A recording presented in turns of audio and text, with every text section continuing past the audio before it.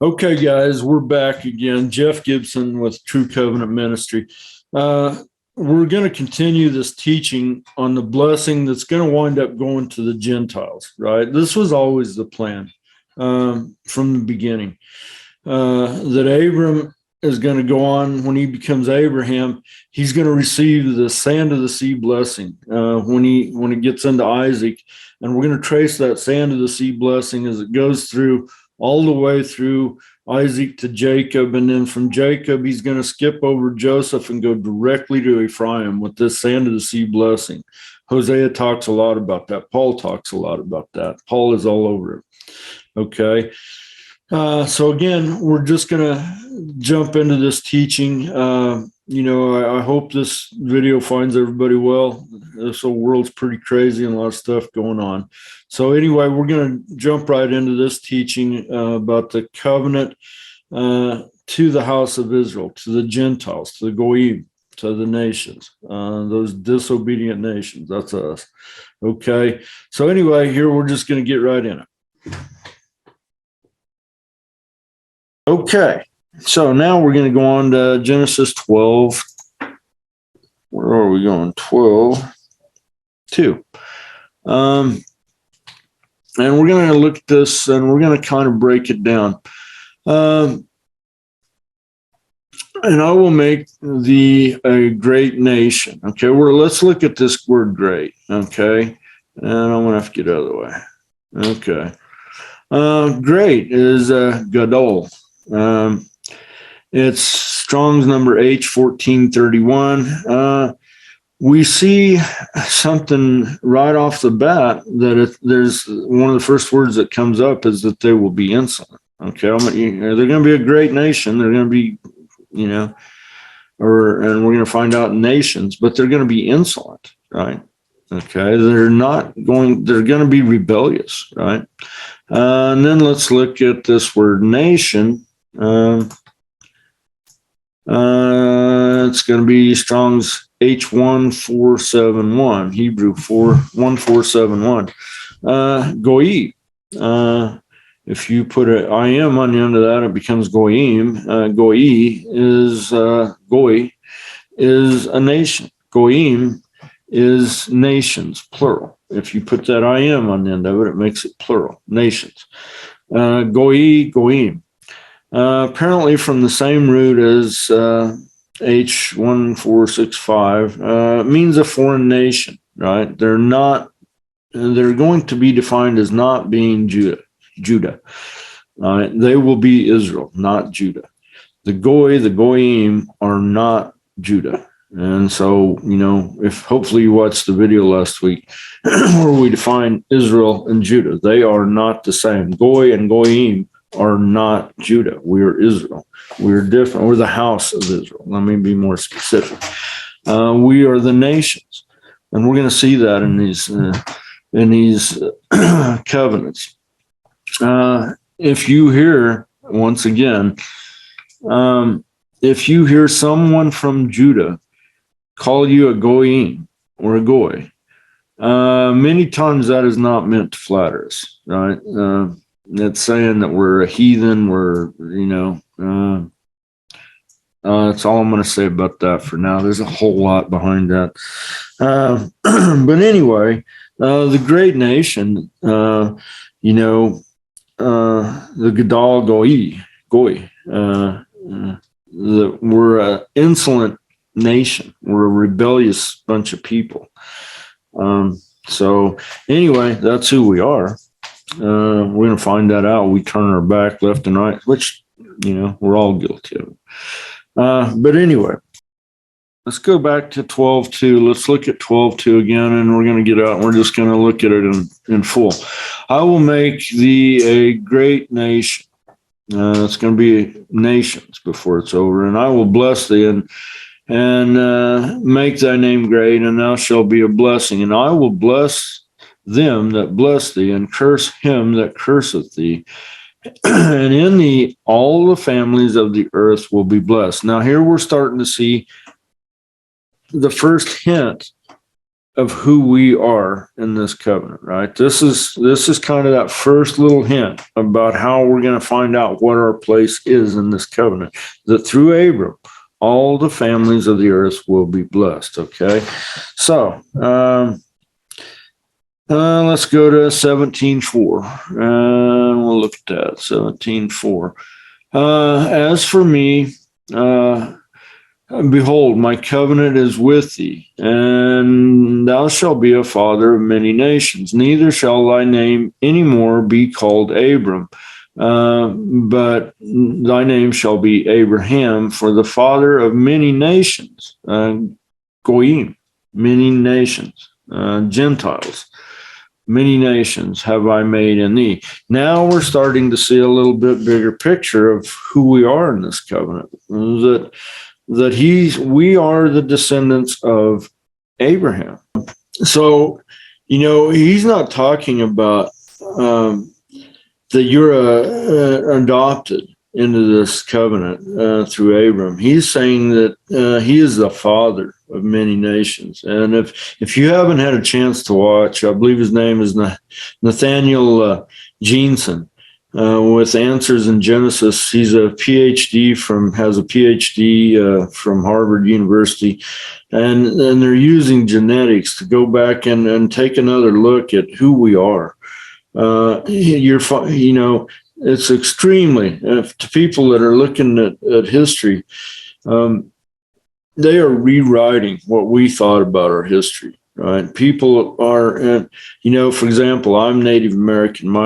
We do an ancestry test, our DNA comes back as Central Asian. That's exactly where it should come back to, right?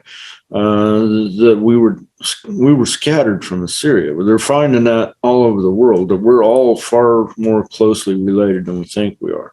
And he goes on to say that it's virtually impossible for any two people on this planet to go back over 600 years without having some tie together. Now, possibly you might go back, but 2,700 years, that people are far closer related than they believe they are. So anyway, I don't believe that it's just an adoption that he's talking about. He is the father of many nations, many Goyim. Then I believe coursing through our blood is the DNA of Abram, right? So anyway, once we find out who we are, that we're descendants of the lost house of Israel, 2,700 years ago, they scattered a lot of people, were scattered into this earth. And the odds that you and I and everybody here does not have some ancestor or that go back to that house of Israel 2,700 years ago, that somewhere down the line, you don't have somebody married into your family that's a descendant of one of those people who were removed from the land 2,700 years ago in that house of Israel, is virtually impossible. Okay, yeah, so we kind of got off on a little bit of a rabbit trail there. What they're able to do today with DNA and genetics is rewriting our history. And in the last 5 years, what they've been able to search out and find. It's very interesting, and it also has an application about who we are in this covenant. I'm not going to spend a whole lot of time on that. It was a little bit of a rabbit trail. We're tracking this covenant out. So anyway, something we've got to understand, guys, and we really haven't touched on it, but it's important, that especially with these other writings that are given a little bit of description of Abram's early life, but even if we pick it up in Genesis, from the time Abram is 75 all the way in 12, when he leaves the country and follows Yah's voice, that clear until he is 99 years old, clear up into chapter 17, Abram is not circumcised, okay? He is following the voice of Yahweh. He's following his instruction. And it's important to note, Paul, taught about this. We'll come back later. We don't have time today. That's not why we're here. We're looking at the covenant and how that covenant comes to wind up with us. How do we get into this covenant? And, I've said before, we may be in a wild olive branch, but we were cut off of that olive tree, right? So anyway, we're going to trace this covenant starting with Abram, and we're going to see, how it comes to us. So anyway, let me screen share real quick with you. And we're going to get into our eSword.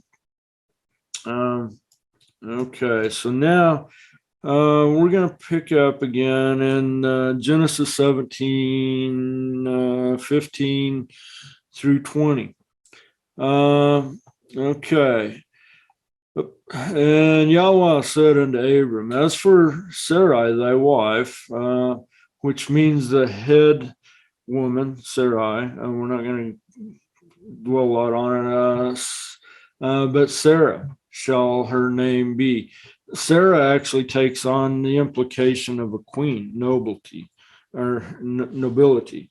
So anyway, she gets an upgrade also. I will bless her and give thee a son also, and yea, I will bless her, and she shall be a mother of nations. Okay, here we go again. These goyim. We have, as Gentiles, we have a place in this covenant, and it's beginning to speak about it. We're starting to see where we come into this thing. The mother of goyim, Gentiles, nations, and kings of people shall be of her. Another interesting thing, when you're looking up Gentile, and we were there a minute ago, or goy, we could have clicked on the root word of goy, which is going to go back and it's going to specify not Jewish. Okay, of the nations, not Jewish. They are not Judah. I wished in that when I was there that we would have gone back and looked at that. But these goyim are not Judah. And I hope everybody, again, has watched those videos last week. Judah and Israel are not the same. The nations are going to be Israel. The goyim will be the house of Israel. Judah, these goyim, it specifically says are not Judah. So anyway, and then Abram fell on his face. Abraham, okay, right? He's also getting an upgrade here. Fell on his face and laughed and said in his heart, shall a child be born unto him that is 100 years old? He's 99. And shall Sarah, that is 90 years old, bear a child? And Abram said unto Elohim, oh, that Ishmael might live before thee. Okay, so he has a son, right? He's already got a son, Ishmael. And so now he's holding Ishmael up and saying, well, what about Ishmael? Okay, I already have a son, Ishmael. What about him? Can we just take this covenant through Ishmael? Oh, that Ishmael might live before thee. And Yahweh said, Sarah thy wife will bear thee a son indeed. When you believe it or not, you're 100 years old and she's 90, believe it or not, she will bear you a son. You keep on keeping that faith that you've had in me. And you shall call his name Isaac. And I will establish my covenant with him for an everlasting covenant. Okay. Never goes away. If we break it, it does not go away. Everlasting covenant, and with his seed after them. We are that seed after him. We are part of those seed. So is Judah, but at this point, so are we. We're the fullness of the Gentiles, right? The nations, the goyim.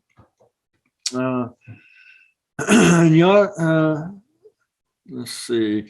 And as for Ishmael, I've heard what you're saying, and behold, I will bless him. And I will make him fruitful, and I will multiply him exceedingly. 12 princes shall he beget, and I will make him a great nation. And we're going to hear this again about down the line with Joseph's son. But my covenant will I establish with Isaac, with which Sarah shall bear unto thee at this set time in the next year. Okay, just keep on having faith, he's saying. And that was, he quits talking to him. Okay, so what's important to understand is who is the firstborn? Okay, Isaac's not even born here, right? Ishmael is already alive. And Abram saying, well, what about, how about Ishmael? I have a son, and his name is Ishmael. How about if we just bring this covenant through Ishmael? And Yah says, no, you will have a son with Sarah. His name will be Isaac, and I will take this covenant through, not through Ishmael, it will come through Isaac. Now, why is that important? Because when they had a child, that firstborn child would receive the right hand blessing. Okay, the predominant blessing. When patriarch passed away, the son that was the oldest son would receive the lion's share of the inheritance, and it was also his responsibility to take care of everybody else after that. Right. So, well, Ishmael's already 13 years old before Isaac is ever born. Ishmael is the oldest child. And so Abram is saying, well, wait a minute. What about Ishmael? He should get this right hand blessing. And Yah says, I've heard you, but no, suffer it to be so, as Jacob said to Joseph, right? But my covenant will not go through the oldest, it will go through the younger. And we're going to see that it's going to become a pattern here. And so, anyway, let's keep going. So the right hand blessing did not go through Ishmael, but through Isaac. These wars that are going on in the Middle East today go clear back to that blessing. All right. All of these wars that are raging in the Middle East and the hatred of the Judah, and not just Judah. I mean, America is also a great Satan, they say, right? There's a conflict, and it all goes back to that blessing with Abraham's two sons. We're sitting here 3,800 years later on the other side of the earth talking about this today because of that blessing. And something that's interesting to note, we'll go on in 22. Let's look at something that's pretty interesting here. Well, let's go back and look at 22:15 through 18. Let's do that. 15 through 18. Okay. And the angel of Yahweh appeared unto Abraham out of heaven the second time, and said, by myself I have sworn, saith Yahweh, for because thou hast done this thing. And what's going on, right? Abram is offering up his beloved son Isaac, right? By this time, Isaac had become a very beloved son to Abram, and Abram is getting ready to offer him up to Yahweh as a sacrifice. Something I don't think most people realize. You do the math on that.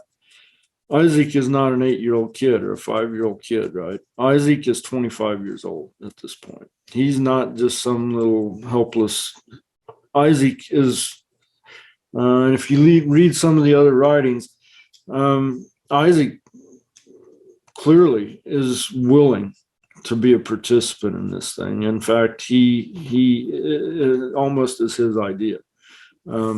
So anyway, I'm not going to get into that, but he's not a small child that he's just tied him up and threw him on a pile of wood and he's going to sacrifice him. That was not what happened. Isaac is 25 years old. So that's what's going on here, right? Abram is getting ready. Abraham, now I keep going back to Abram. Abraham now is getting ready to offer Isaac as a sacrifice. And the angel of Yahweh called Abraham out of heaven the second time and said, by myself I have sworn, saith Yahweh, for because thou hast been willing to do this thing and has not withheld thy son, thine only son, that in blessing I will bless thee, and I will multiply, and in multiplying I will multiply thy seed as the stars in heaven, as the sand of the sea. This is huge, okay? We're going to follow this sand of the sea, star in the heaven blessing. As we get into our next teaching, we're going to see we're chasing this sand of the sea blessing. You want to know what your place in this covenant is? It comes through that sand of the sea blessing, right? And that sand of the sea blessing does not go through Judah. We can clearly see that sand of the sea blessing clearly goes to the house of Israel. No question in the story, and not even a debate. Is Judah the sand of the sea with 20 million people? No. The house of Israel is the sand of the sea blessing with 7.8 billion people, right? We're the sand of the sea. We're the stars in the heaven that cannot be counted or measured, right? Judah is a fraction of a percentage of what the house of Israel is. Okay, they are not the sand of the sea. And let's go back. Let's finish this up. That in blessing I will bless thee, and in multiplying I will multiply thy seed as the stars of heaven and the sand of the sea, which is upon the seashore, and thy seed shall possess the gate of his enemies. And in thy seed shall all the goyim, all those insolent nations, all of those rebellious nations of the earth will be blessed, because that day, at that place, at that time, Abraham and Isaac were both willing to go forward with that sacrifice. And because of that, they were willing. That was Abram's beloved son, right? Because of their obedience.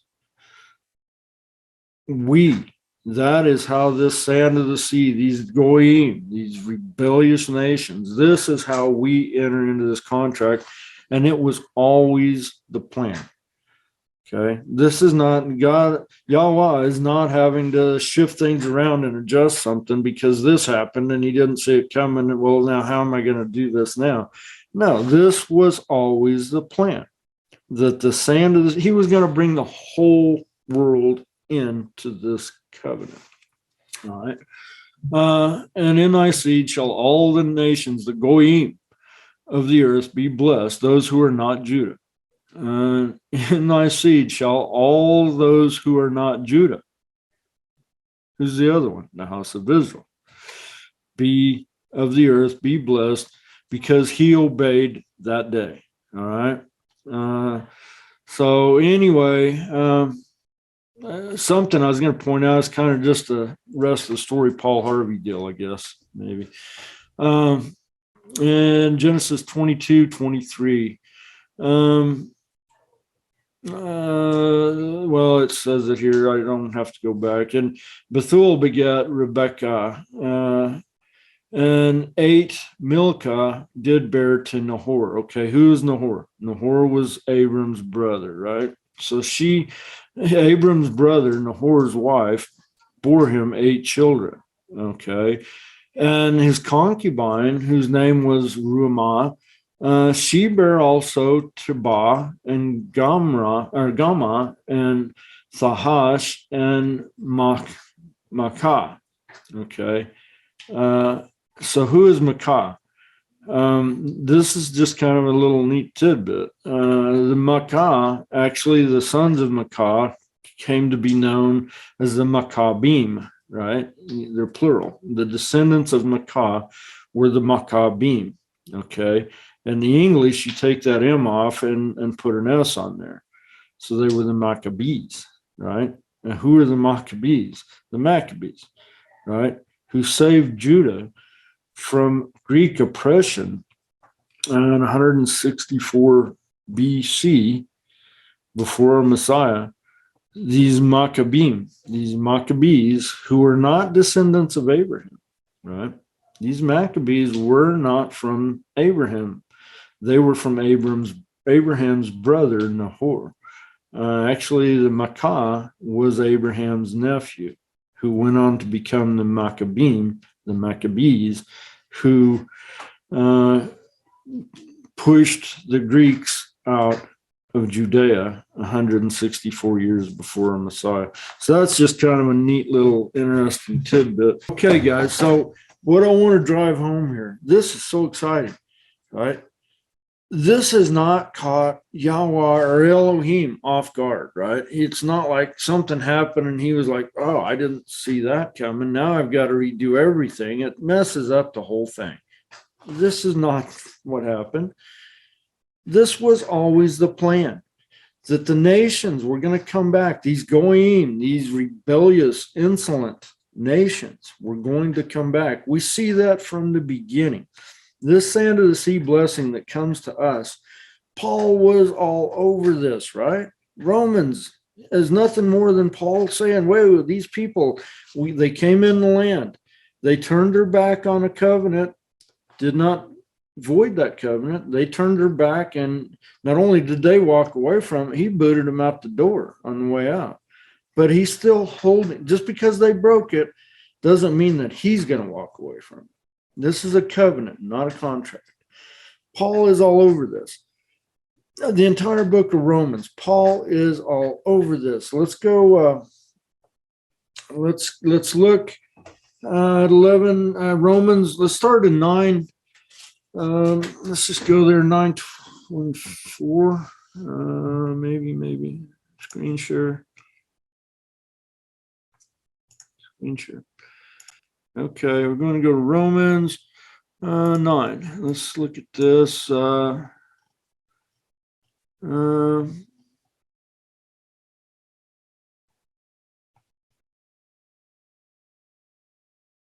yeah, 9:24. Let's look at that. Even us, who he hath called, not the Jews only, but also these goyim. Paul is all over this, right? The sand of the sea blessing. Paul gets it. It's going to come through the Gentiles, not for the Jews only. This is for the goyim, those who are not Judah, the house of Israel. Paul gets it. As he hath also said, Hosea, will I call my people which are not my people, and her beloved which is not my beloved. And it shall come to pass that in that place where it was said to them, you are not my people, you shall be called the children of the living Elohim. Elijah also cried concerning Israel that the number of the children of Israel, not Judah, shall be as the sand of the sea. These Gentiles, these goyim, these that are not Judah, will be as the sand of the seas. And what does he say next? Are they all going to be saved? Mm-mm. A remnant will be saved from them. All right. So let's go on. Let's look at 11:25, I think. Yeah. And we're going to wind up on this one. Paul is all over this. Of course he is. He's Paul. Paul's a genius. If you want to understand what Paul's saying right here, you got to go back and look at that sand of the sea blessing, and we got to trace that thing out. And it's going to come exactly where he says it is. It's going to be through the Gentiles. The sand of the sea blessing goes to Ephraim. We're going to trace that out, which goes clearly to the house of Israel and not through Judah. Plainly says that, not even a question. We're going to wind up on this one. Paul is all over this, guys. For I would not, brethren, that you should be ignorant of this mystery. This is a mystery. Least you should be wise in your own conceit.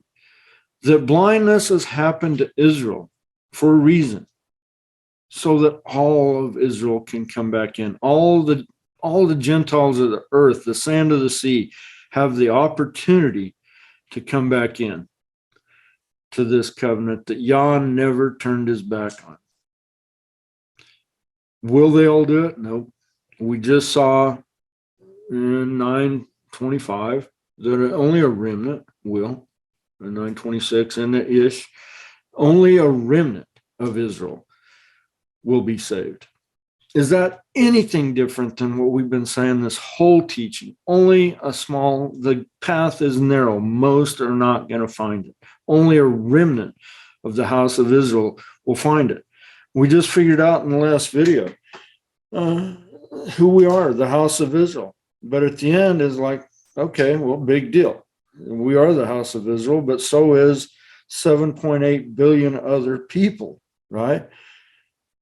we don't want to just be the house of Israel. We need to be in that remnant that Paul was just talking about in chapter 9. Only that remnant will be saved, right? That is and it's the covenant we must come back into, right? We've got to get back into this covenant. Only a remnant are going to make it. It says the same thing everywhere we look, right? That if you are not in this covenant, there's a destiny with fire, right? There's a little bit of a lesson that we don't ever see in Abram, because Genesis doesn't pick up on it, but some of these other books do. Abram walked through the fire. His brother did not. His brother was consumed by that fire. There's a lesson there that we don't see in Genesis. I'm not going to teach on it because it's not in our canon. It should be, but it's not. But anyway, that's where we find ourselves. So as we get into next week, what we're going to be talking about, we're on the trail now. We can smell that whole sand of the sea blessing. We're close enough. We can almost taste it. That sand of the sea blessing. This was the mystery Paul's talking about, this mystery. It's the house of Israel was kicked out. It was not for no reason. They were kicked out so they could bring the entire world back with them. The Goyim, the fullness of the Gentiles would come in. What is that? A remnant from the house of Israel. He just said in 9 that it was going to be the fullness of the house of Israel will be a remnant. So Paul was all over this stuff, right? Paul was a genius. Of course he got it. He's all over it. So anyway, in the last video, we talked about in a lot of detail the difference between Judah and the difference between the house of Israel. I would love to have gone this week and gone all the way through and followed that sand of the sea blessing, because that's us. We are that sand of the sea blessing. And that covenant, that is how this covenant comes to us through that sand of the sea blessing on that day when Abraham was prepared to sacrifice his son Isaac. And Isaac was also prepared to allow it. We received this covenant that day, okay? That sand of the sea blessing that comes to us that Paul just talked about. We're just getting ready to start following that sand of the sea, but we got to understand how it goes and how it comes to us, okay? We've gotten to Isaac. We see it at Isaac, okay? Next week, we're going to look at Jacob. We're going to look at Joseph. We're going to look at Ephraim, who is the house of Israel. Once you get to Ephraim, you have landed in the house of Israel, okay? So anyway, we're going to look at that covenant and see clearly that sand of the sea blessing does not go to Judah, it goes to the house of Israel. And last week we talked about, there's the house of Judah, there's the house of Israel. And at the end of the video, we discovered, we're the house of these Gentiles, these Goyim that we've been talking about today, the fullness of the nations, these Goyim. We, the house of Israel, are those Goyim, those rebellious nations. That's us, right? And so anyway, we discovered last week, we are the house of Israel. We are those rebellious Gentiles, Goyim. And I made the comment, at that point, it's a big deal because there are 7.8 billion of us, house of Israel. And so the question at that point, I'm going to say it again. Are you the remnant?